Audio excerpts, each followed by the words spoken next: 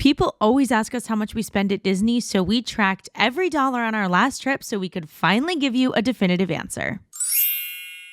Let's start with an overview of the basics. We traveled in January on a 5-day, 4-night trip with 4 adults, where each of us paid for our own portion. And we tried to keep a good mix of splurging versus budgeting, starting with our flights. We were traveling from New York, Boston, and Providence, but our flight costs were all pretty comparable. We avoid super budget airlines like Spirit just due to their not so great service and nonstop nickel and diming, but other than that, we grabbed the cheapest flights that we can find for the dates and times that we need. On this trip, we flew United out of Newark, JetBlue out of Boston, and Southwest out of Providence, and our flights averaged $335 per person for economy seats, as opposed to basic economy where you can only bring a personal item. This was a little bit more expensive than normal, but we also booked our flights only 4 weeks in advance. And our only other transportation cost for the trip was the cost of a rental car. We don't always get a rental car, but recently we have been getting it pretty often, mostly for the convenience. We rent through Hertz Gold. It's not always the cheapest, but it is really convenient for us. Sorry, our GPS is going off. And this one was about $250 for 4 days. That does not include gas, which we'll pay for, so maybe it would be a total cost of around $300. And just a note, if you are staying at a Walt Disney World on-site hotel, parking is free at both the parks and resorts, so that wasn't a concern for us since we're staying at Wilderness Lodge. But before we get into that, let's back up for just a second. Like we said, we like to budget where we can, and we didn't arrive until after 10 p.m. So rather than paying for a Disney resort that night,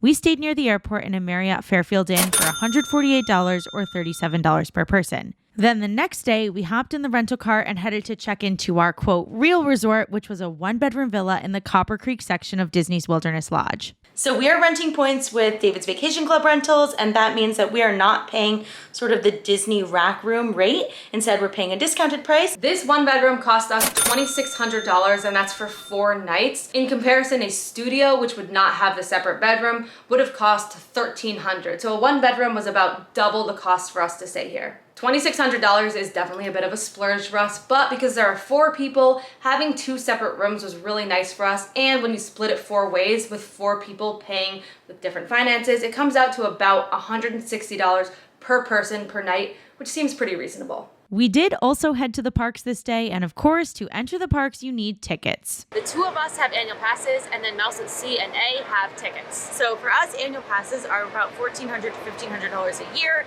and last year we took 7 trips, so we get a lot of use out of that. It basically ends up, if you break it down to number of days, being about $50 per day.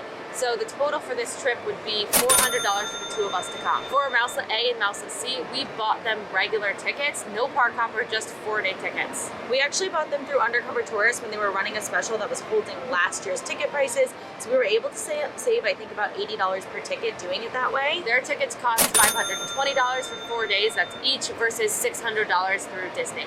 So the total cost for the tickets, if we do some quick math, is $1,440 for our annual passes, and then for their tickets to come onto this trip. Once we're in the parks, our biggest expense by far is food, and that's where you can have a lot of variation depending on what types of restaurants you want and if you're bringing your own food or not. So we kept track of every single item that we purchased so that we could do a full breakdown. On our first day, we went to Hollywood Studios. We skipped breakfast because we had an early lunch reservation at prime time, which came out to $180 for 4 entrees and 3 milkshakes. For dinner, we each had a quick service entree from Fairfax Fare or Catalina Eddie's, which totaled $50.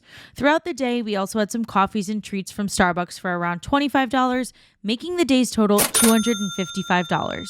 At Magic Kingdom, 3 of us got some small bites for breakfast for a total of $20 before our sit-down lunch at Kona Cafe, where we got an appetizer and 4 entrees plus bread pudding for dessert for a total of $125.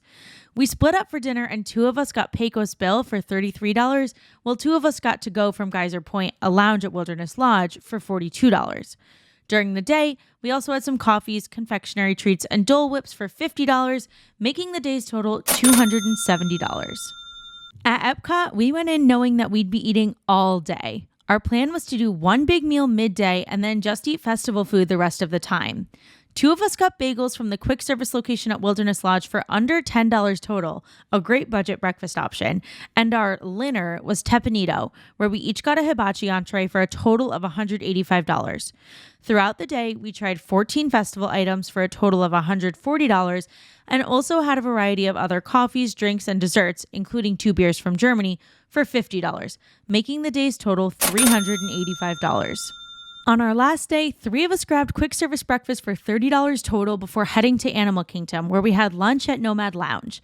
We each got a drink and an entree, and we had an appetizer and dessert to share for a total of $170.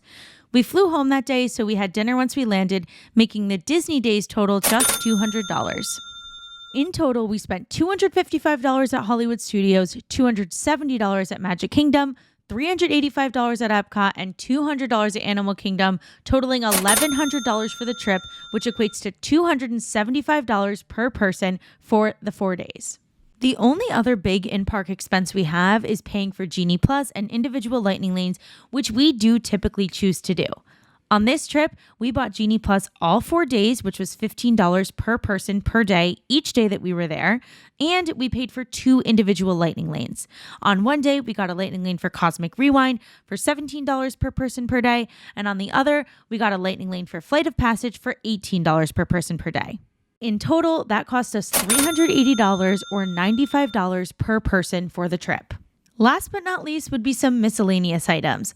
We're not huge merchandise people, but we do typically get some Disney pins for souvenirs, and throughout the trip, there were moments that we would buy a water bottle or an extra coffee here and there.